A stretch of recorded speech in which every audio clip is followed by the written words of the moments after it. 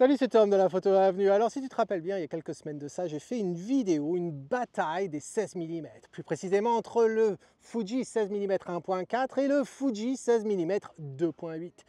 Si tu n'as pas vu cette vidéo, je te mets le lien dans la description. Et à la fin de cette vidéo, je te disais quel était l'objectif que j'avais choisi. En l'occurrence, petit spoiler, j'ai choisi le 1.4. Seulement, ce n'est pas tout à fait la réalité. Pourquoi je dis que ce n'est pas tout à fait la réalité? Parce qu'au final, eh bien, je n'ai gardé aucun des deux.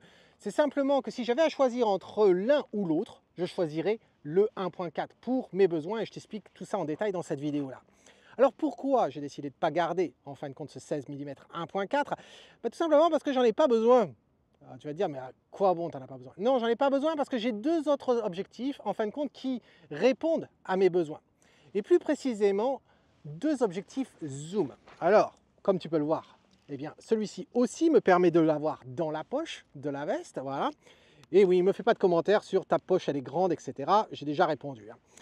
Mais le petit objectif que tu vois là, eh bien, c'est le Sigma 10-18 mm pour Fuji. Ils le font aussi pour Sony, ils le font aussi pour d'autres appareils. Et donc, c'est un zoom 10-18, donc le 16 est inclus dedans. C'est un 2.8, c'est pas un 1.4, donc on reconnaît déjà une différence à ce niveau-là. Mais au niveau poids, c'est pas la même chose. Cet objectif-là, il fait à peu près 250 grammes. Alors que si tu te rappelles bien, eh bien le 16 mm 1.4, il faisait 375 grammes.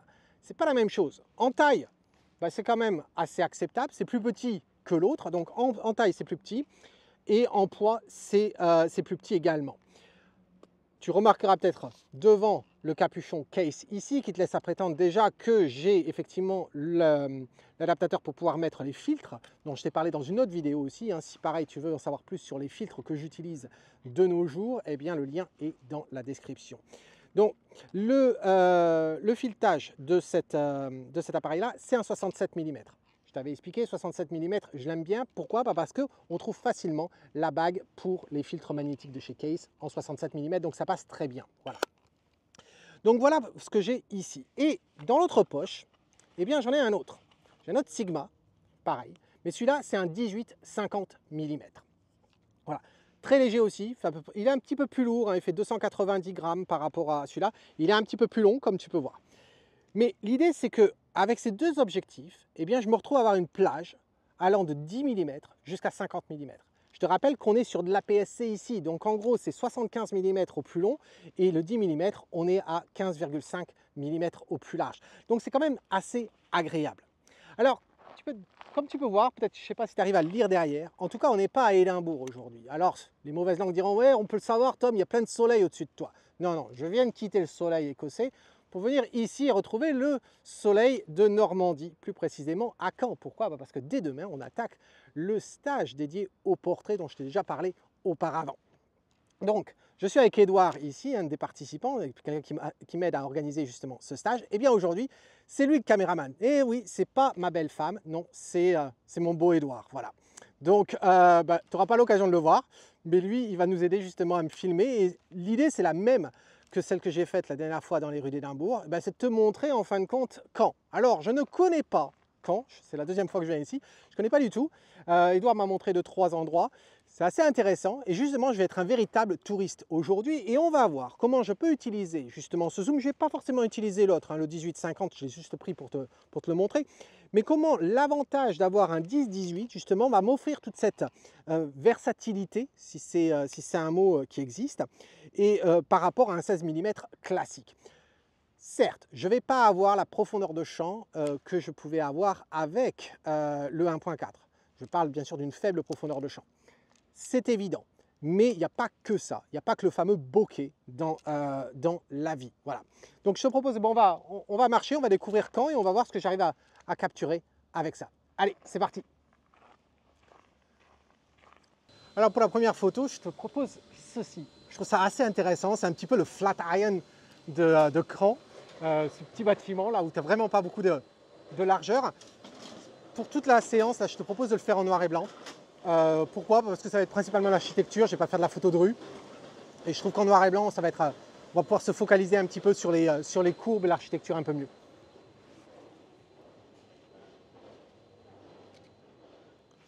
Alors, je viens de te dire que je ne fais pas de la photo de rue, mais en même temps, si je regarde la photo, c'est un petit peu la version Beatles de la traversée des clous avec des chiens quand même, hein. Un peu sombre la photo, mais je suis sûr qu'on va pouvoir récupérer ça. Alors si on continue par là-bas, alors là il y a une partie quand même assez intéressante parce que c'est une partie vieille de la ville avec le colombage. Qui n'aime pas le colombage, hein. Franchement ça offre vraiment un cachet. Et là je trouve ça pas mal. Alors l'avantage aussi d'avoir le zoom, c'est que tu vois là je peux me mettre à 10 mm, donc 10 mm ça fait 15 mm et demi. Et l'avantage de faire ça, c'est pas l'idée de prendre extrêmement large, c'est de se dire que je prends large afin que les informations qui me plaisent se retrouvent au centre de l'image et après je vais pouvoir recadrer, parce que j'ai 40 mégapixels là-dessus, donc je peux permettre de couper sur les côtés et ainsi éviter ou réduire en fin de compte la distorsion, parce qu'il ne faut pas se leurrer, à 10 mm je vais en avoir la distorsion. Donc,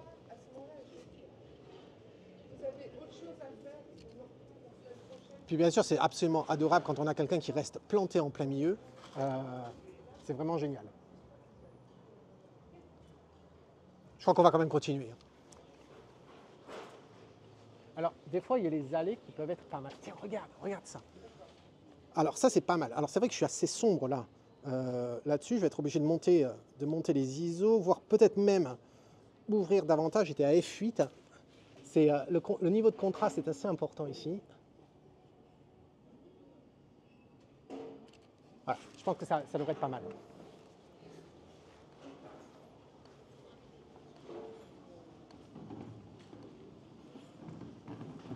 Ah ben, en voilà un autre bâtiment très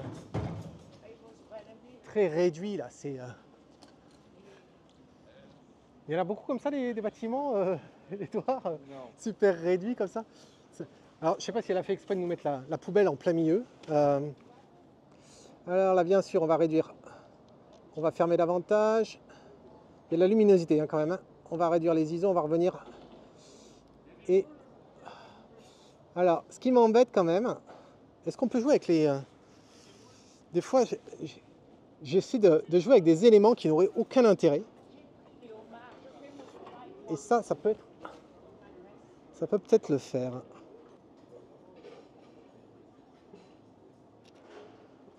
Alors, décidément, je ne sais pas ce qu'il y a aujourd'hui entre les femmes qui sont avec leur téléphone. Si ça se trouve, elles se parlent ensemble.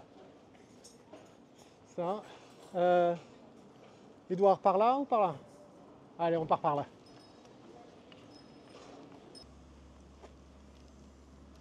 Je me dis d'être perché là-haut, ça devrait être pas mal. Avec ce qui m'éclate, c'est d'avoir cette cathédrale là, comme ça, posée en plein milieu, avec pas grand-chose autour. On va voir de là-haut ce que ça peut donner. Alors tu me disais, c'est la ville aux 100 églises? Ouais. Effectivement, il y a un clocher derrière. On en voit un là-bas, on en voit deux autres là-bas. Il y a bien sûr celui-ci.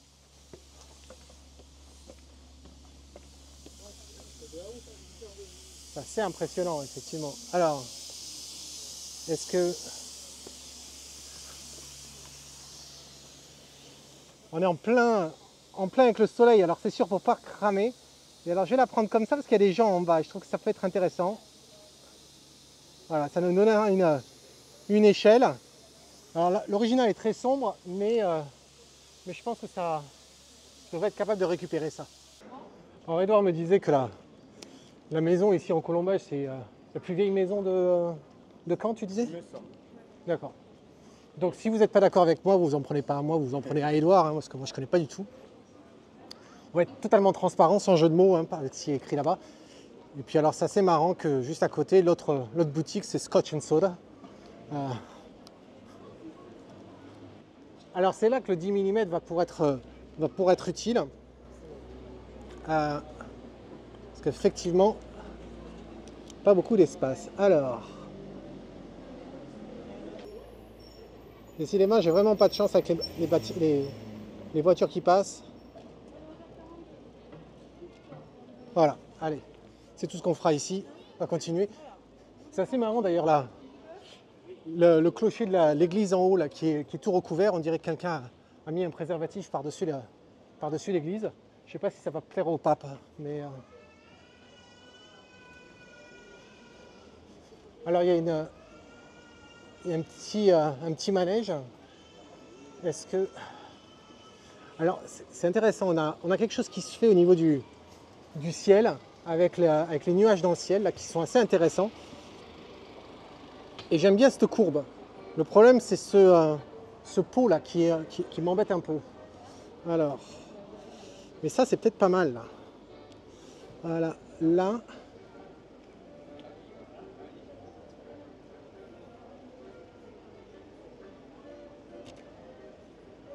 Voilà, c'est pas si mal que ça.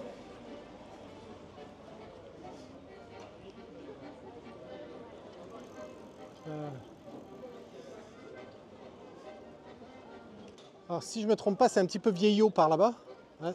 Et Edouard, il est là. Oui, oui, c'est ça. Donc, on va aller voir.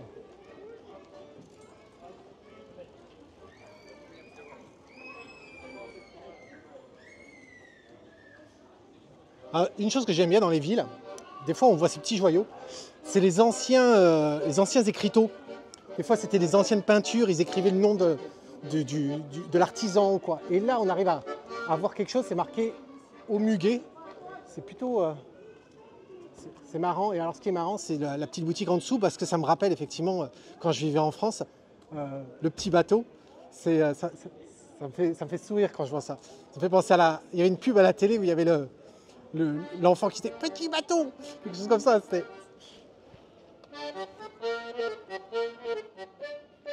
Alors encore une fois, hein, l'utilisation du 10 mm, ça peut être sympa. C'est sûr qu'on va pas avoir des verticales qui vont être très verticales, mais justement des fois c'est l'aspect créatif des choses.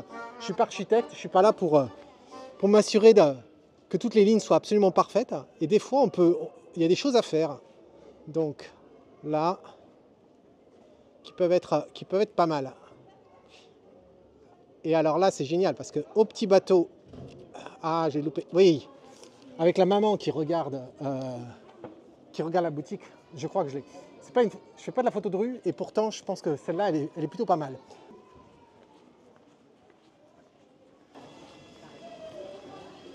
Ah, c'est pas mal ça. C'est pas mal ça. Alors, c'est là aussi, il y a au niveau de la plage dynamique, c'est un peu difficile. Alors, quoi faire? J'aime bien les boîtes aux lettres. C'est assez intéressant. Mais le problème, c'est qu'on ne les voit pas des masses.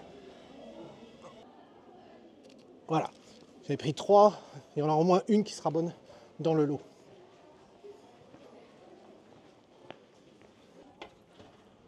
Alors, c'est vrai qu'on peut se poser la question, est-ce qu'il y a un avantage ou un désavantage à avoir un zoom par rapport à une focale fixe, comme le 16 mm par exemple? Ben, ça dépend. T'entends souvent dire qu'une focale fixe va avoir un meilleur piqué, un objectif de meilleure qualité que les zooms. C'était peut-être vrai il y a 20 ans, c'était peut-être vrai il y a 10 ans. Aujourd'hui, je t'avouerai que c'est plus réellement vrai. C'est plus réellement vrai, certes. Il va y avoir plus d'éléments à l'intérieur de l'objectif pour pouvoir te permettre d'avoir cette plage focale variable. Mais au niveau de la qualité des objectifs aujourd'hui, eh bien, il n'y a vraiment pas de quoi se plaindre. Et sur cet appareil-là, sur cet objectif-là, aussi bien le 18-50, c'est absolument fabuleux. Alors, est-ce qu'il y a réellement un avantage à utiliser une focale fixe en dehors d'histoire du piqué de qualité optique? Est-ce que le fait d'être contraint dans une focale fixe peut, en fin de compte, aider ta créativité? Eh bien, je dirais que oui et non. C'est-à-dire que l'avantage d'avoir une focale fixe, que ce soit un 50, que ce soit un 35, que ce soit un 16, c'est que ça va te permettre, en fin de compte, de te focaliser, sans jeu de mots, sur ta composition. Et tu sais le cadrage que tu as, et à ce moment-là, c'est toi qui vas jouer le rôle de zoom avec les pieds. Et ainsi, tu vas te déplacer davantage, peut-être plus que quelqu'un qui aurait un zoom et consciemment ou inconsciemment deviendrait très paresseux ou paresseuse, et en fin de compte, se déplacerait jamais et ne ferait que zoomer. Et on sait très bien qu'il y a une différence entre se déplacer et activer un zoom. Ce n'est pas du tout la même chose en ce qui concerne les perspectives. Donc de choisir une focale fixe, ça peut être un exercice très productif de pouvoir te concentrer sur un champ de vision, en fin de compte, un champ de vue, et te focaliser là-dessus. L'avantage aussi, c'est que c'est pour ça que beaucoup de photographes de mariage et de portraits aiment les focales fixes, c'est pas uniquement pour le bokeh, c'est aussi parce qu'ils savent à quoi s'attendre. Ils savent que, eh bien, tiens, je suis dans cette situation-là, je sais lequel il me faut, je sais qu'il va me falloir le 55, je sais qu'il va me falloir le 85, ou il me faut le 35. On arrive à associer en fin de compte un scénario avec le matériel, l'équipement nécessaire pour le cadrer de façon créative. Or, quand on a un zoom, eh bien, d'avoir cette relation entre la focale nécessaire par rapport à un scénario, eh bien, on ne l'a pas forcément. Et donc, c'est là qu'effectivement, beaucoup disent, eh bien, focale fixe améliore la créativité. Cela dit, si tu te rappelles bien au tout début, moi mes besoins pour cet appareil-là, ce n'est pas des besoins professionnels. Pour les besoins professionnels, j'ai le GFX qui me vont très bien, même si ça me sert pour les mariages, et je l'utilise pour les mariages, pour certaines scènes des mariages. Mais mon besoin, c'était vraiment d'avoir un appareil qui me permette de me balader en vacances, etc. avec ma famille.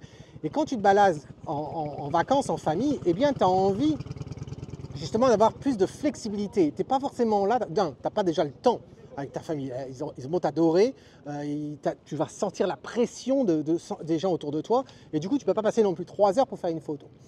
Donc tu ne peux pas non plus passer 3 heures à te déplacer, à jouer avec tes pieds pour faire le zoom, etc. Non, tu te déplaces, tu es en train d'admirer une ville comme on est en train de faire aujourd'hui et dire tiens ça c'est pas mal et hop, et tu prends sur le coup. Ceux qui font de la photo de rue, et je ne fais vraiment pas de photo de rue, ça peut m'arriver mais très rarement, c'est vrai que certains ont préféré une focale fixe, comme le 35. Pourquoi? Parce qu'ils savent à quoi s'attendre. Et donc, ils reconnaissent une scène qui va se produire, un élément, le moment décisif, comme diraient certains, et tu vas, en fin de compte, te déplacer parce que tu sais quel va être le champ de vision que tu vas pouvoir capter. Donc, il y a un avantage à ça. Mais l'autre avantage d'avoir le zoom, c'est qu'effectivement, tu peux prendre plusieurs scènes, tu peux prendre des scènes de façon candide, c'est-à-dire sans que la personne s'en rende compte, et tu n'es pas obligé d'être comme ça au niveau de la taille, c'est une technique très remarquable qui fonctionne très bien, mais tu peux être loin et zoomer et capter quelque chose, une expression, un concours de circonstances de plusieurs éléments qui serait difficile à capturer si tu n'avais pas un zoom. Donc, tout ça pour dire qu'en fonction de ce que tu fais, eh bien, je ne dirais pas qu'un zoom soit plus ou moins créatif qu'une focale fixe. À méditer. D'ailleurs, dis-moi ce que toi tu en penses dans un commentaire. Est-ce que tu préfères un zoom ou est-ce que tu préfères une focale fixe? Et dis-moi les raisons. Et évite de me dire, oui, parce que le zoom, eh bien, il a une moins bonne qualité optique que la focale fixe. Parce que honnêtement, je connais beaucoup de focales fixes où quand on les comparait à un zoom, eh ben, le niveau qualité, c'est pas du tout la même chose. Et pas dans le sens dans lequel tu pourrais croire. Alors, qu'est-ce qu'il y a d'intéressant sur cette plage? Alors une des techniques des fois pour photographier les choses, c'est qu'on a envie de photographier les gens, mais sans qu'ils s'en rendent compte en fait. Et donc on va prétendre photographier le bâtiment. Allez, il va prendre une autre bouchée. Voilà.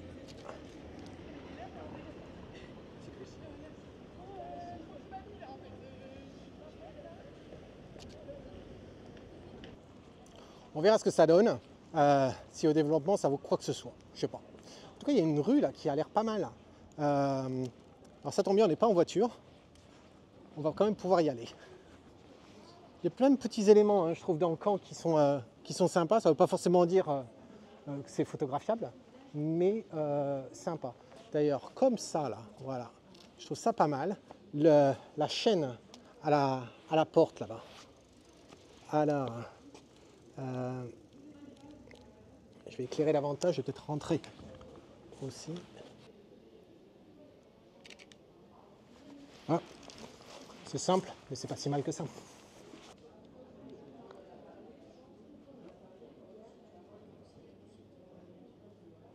Alors, j'aime pas du tout cette partie-là. Et alors, ça va être l'histoire d'une femme qui regarde son téléphone pendant que lui apporte les courses. C'est pas terrible quand même. Je t'avoue, je parle beaucoup, mais je fais aussi des merdes. Ah. Et lui, là. Ça me rappelle un peu les têtes que je t'ai montrées à Édimbourg sur le puits. C'est pas mal. Si quelqu'un te donne un jour un rendez-vous au 11 au 11 de la rue. C'est quoi la rue ici, Edouard? Je sais pas. Ça sert à rien du tout. Voilà. Si jamais on te donne un rendez-vous au numéro 11 de la rue, je ne sais pas quoi. Ouais, c'est écrit sur la... Voilà. 11 rue Fromage. Eh ben, méfie-toi. Méfie-toi parce que tu vas droit dans le mur. Il y a des véganes qui ont voulu la débaptiser.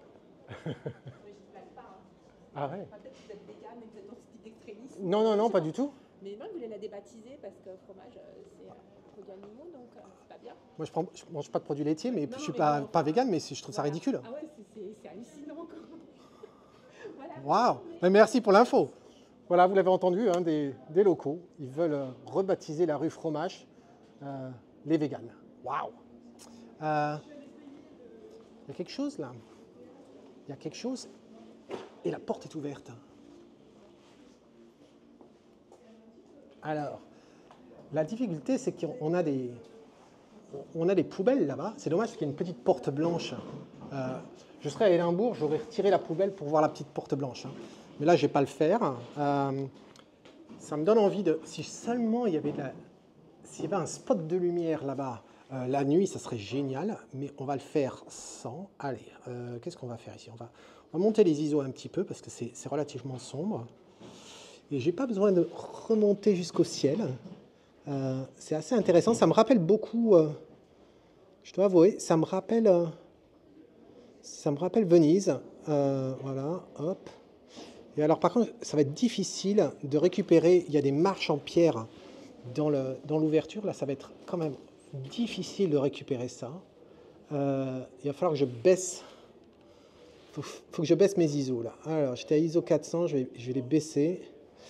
Je vais baisser ma vitesse. De toute façon, alors l'objectif n'est pas stabilisé, mais le XT5 l'est. Donc, je suis à peu près à 12 mm. Ça veut dire qu'en gros, ben, je pourrais très bien être à 1/20 de seconde sans souci. Donc voilà, 1/25 de seconde. Comme ceci. Je vais baisser les ISO pour pouvoir avoir la meilleure plage dynamique ici, pour pouvoir récupérer des informations dans les sombres. Voilà. Et 1, 2, 3. Voilà. Je pense que ça pourra le faire. Alors cette église là, c'est quoi? C'est une cathédrale? Non, c'est l'abbaye aux hommes. D'accord, voyons, elle est super imposante. C'est impressionnant quand même, hein, toutes ces flèches que l'on a. Alors on est en noir et blanc, je pourrais passer en couleur, mais on va voir ce que ça donne en noir et blanc. Et je me dis, c'est marrant parce qu'il y a une statue là-bas. Je crois que ça représentait Marianne.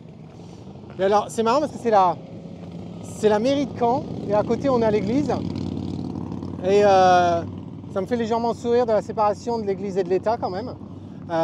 Et je me demande si je peux faire quelque chose avec les fleurs. Généralement, photographier les fleurs en noir et blanc, ça ne le fait pas forcément bien dans un jardin, à moins de faire de la macro, qui peut être intéressant. Et je vais voir si ça peut être quelque chose. Bon, j'aurais préféré qu'il n'y ait personne. Mais bon, c'est comme ça. Les nuages peuvent être aussi intéressants parce qu'ils pointent vers certaines des flèches là, qui peuvent être pas mal. Une autre église. Ça faisait longtemps qu'on n'a pas vu une église. Hein. Ici, en fait, et j'en vois une autre derrière au loin là-bas, encore un autre clocher. Décidément, il n'y a même pas besoin de faire 360 pour en voir des églises ici. Voilà. Là, je suis obligé de chuchoter quand même un petit peu. Et je me mets à 10 mm. 10 mm et je pense que ça pourrait être intéressant comme ça. À 10 mm à 2.8 justement et ISO 500. Voilà. Je pense que c'est pas mal et on voit l'avantage justement du 10 mm. Alors quoi dire de plus que de ce 10-18 mm proposé par Sigma pour la monture Fuji, puis comme je t'ai dit, elle existe aussi pour d'autres montures telles que Sony et les autres. Eh bien, j'espère que les photos que tu as eu l'occasion de voir, que j'ai capturées en live avec toi, illustrent bien en fin de compte l'avantage d'utiliser un zoom tel que ce 10-18 par rapport à un 16 mm. Alors, c'est sûr que comparer comme ça, c'est un peu comparer les poires et les pommes, parce que 1, je ne suis pas à Édimbourg, 2, je ne suis pas exactement aux mêmes endroits que j'ai photographié lors de la vidéo précédente. Cela dit, il n'empêche que tu as pu voir qu'à certains moments, eh bien, l'utilisation d'un 10 mm avait son intérêt. À d'autres moments, eh bien, j'étais à 18 mm. Et si ce n'était pas le sujet de la vidéo, j'aurais pu prendre l'autre objectif, celui qui fait 18-50, pour aller un petit peu plus loin. Donc, vraiment, il y a un intérêt d'avoir un zoom. Et voilà pourquoi j'ai décidé de ne pas me focaliser sur un 16 mm, même ce 16 mm 1.4. J'ai un 16 mm, certes c'est un 2.8, mais j'ai un 10, j'ai un 11, j'ai un 12, j'ai un 13, j'ai un 14, j'ai un 15, un 16, un 17 et un 18 mm dans un objectif où le piqué est absolument excellent. De 10 à 18, le piqué est excellent. Certes, à 10 sur les coins, il va y avoir un petit peu de distorsion, de flou, etc. Mais c'est habituel, ça vient avec la nature même d'un ultra grand angle tel qu'un 10 mm. Le 2.8, est-ce que j'aurais aimé avoir le 1.4? Oui, pour les raisons que je t'ai expliquées dans l'épisode précédent. Mais je ferai avec.